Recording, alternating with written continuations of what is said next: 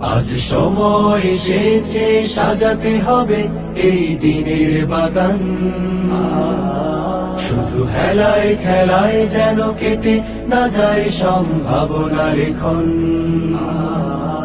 আজ সময় এসেছে সাজাতে হবে এই দিনের বাগান, শুধু হেলায় খেলায় যেন কেটে না যায় সম্ভাবনার ক্ষণ। কত ফুলগুলো ঝরে গেছে শাহাদাতে, তবু মূলগুলো মরেনি তো অপঘাতে। কত ফুলগুলো ঝরে গেছে শাহাদাতে, তবু মূলগুলো মরেনি তো অপঘাতে। মোরা আসহাবে রাসূলের জিন্দেগানির সাজে গড়ে তুলি শহীদি সোপান, গড়ে তুলি শহীদি সোপান, গড়ে তুলি শহীদি সোপান। আজ সময় এসেছে সাজাতে হবে এই দিনের বাগান, শুধু হেলায় খেলায় যেন কেটে না যায় সম্ভাবনার ক্ষণ।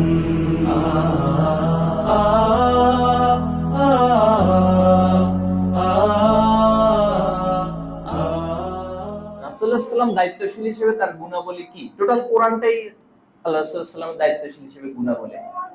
আল্লাহ রাসূলের টোটাল সিরাতটাই আল্লাহ রাসূলুল্লাহ সাল্লামের দায়িত্বশীল হিসেবে গুণাবলী। এটা আয়েশা রাদিয়াল্লাহু তাআলা আনহার একটা হাদিস দ্বারা প্রমাণিত। তিনি বলেছিলেন, তাকে জিজ্ঞেস করা হলো, রাসূলুল্লাহ চরিত্র কেমন ছিল, আপনি ওনার সম্পর্কে কিছু বলুন। তোমরা কি কোরআন পড়ো নাই?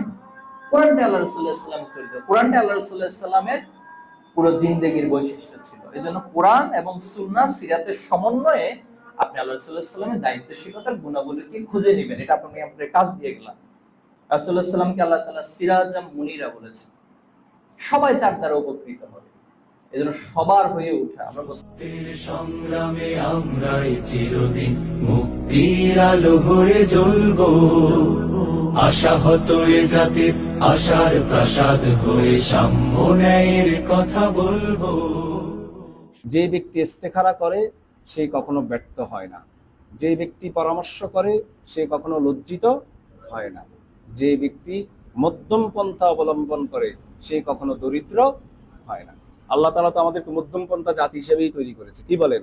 ওয়া কাযালিকা জাআলনাকুম উম্মাতাও ওয়াসাতাল লিতাকুনু শুহাদা আলান নাস। সত্যের সংগ্রামে আমরাই চিরদিন মুক্তির আলো হয়ে জ্বলবো, আশাহত এ জাতির আশার প্রাসাদ হয়ে সাম্য ন্যায়ের কথা বলবো।